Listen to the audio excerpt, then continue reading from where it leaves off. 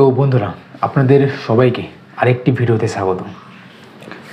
তো আজকে যে টপিকটা নিয়ে কথা বলবো সেটা হচ্ছে বিহারে যে ভোট হয়েছিল, যে ইলেকশন হয়েছিল, তো সেই বিষয়টা নিয়ে আজকে কথা বলবো।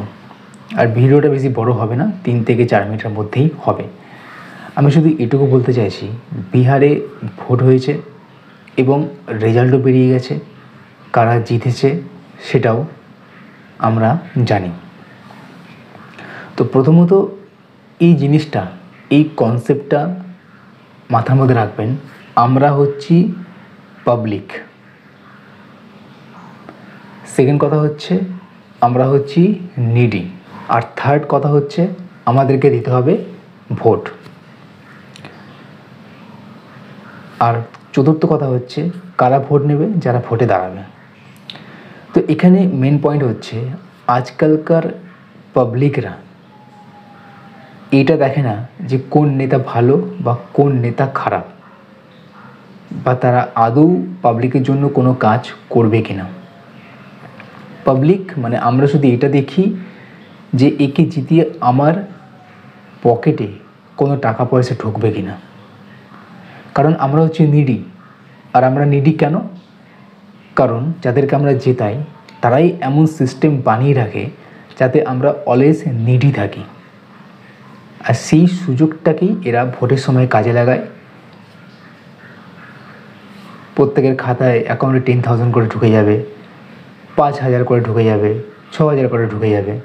ভোটের আগেই এই স্কিমগুলো অ্যানাউন্স করে দেয়।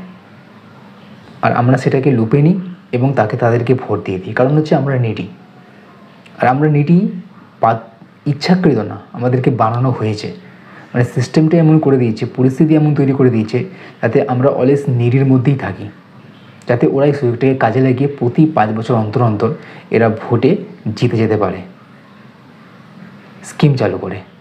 মানে আপনাদের খাতায় টাকা ঢুকে যাবে, আমাদের খাতায় টাকা ঢুকে যাবে, এত টাকাও ঢুকে যাবে মাসে মাসে।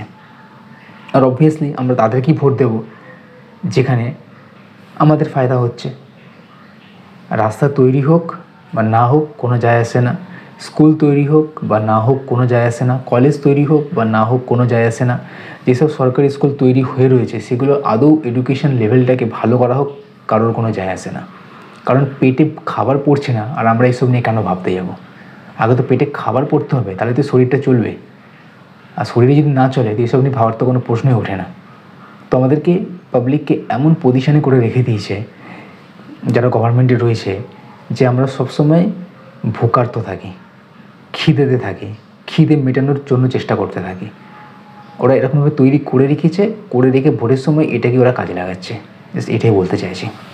তো বুঝতেই পারছেন বিহার ইলেকশন কেন জিতেছে আর কীভাবে জিতেছে। এগুলো অল হচ্ছে টেকনিক্স। এবার কেউ অত ডিপে ঢুকে কেউ রিসার্চ করতে চায় না, অত ডিপে ঢুকে কেউ অ্যানালাইজ করতে চায় না। তো যাই হোক, এটাই বলার ছিল। আর ভবিষ্যৎ যে কী হবে বুঝতেই পারছেন। এখনকার বাচ্চারা যখন বড় হবে তখন কী যে পরিস্থিতি থাকবে বুঝতেই পারছেন। তো যাই হোক, এইটুকুই জাস্ট আপনাদের সাথে কথা বলার ছিল। আর রাত্রে এখন রেকর্ড হচ্ছে ভিডিওটা, যত সম্ভব 11টা বাজতে চললো। আর ডিনার খাবার হয়ে গেছে, রাত্রে খাবার হয়ে গেছে। আশা করছি আপনাদেরও খাবার হয়ে গেছে। আর যারা খাননি তো খেয়ে নেন, খেয়ে শুয়ে পড়ুন। তো ঠিক আছে, চলুন আজকের মতো এই ভিডিওটা এখানে শেষ করছি। আর আপনাদের সঙ্গে তাহলে দেখা হচ্ছে নেক্সট ভিডিওতে। তো thank you so much for watching this video.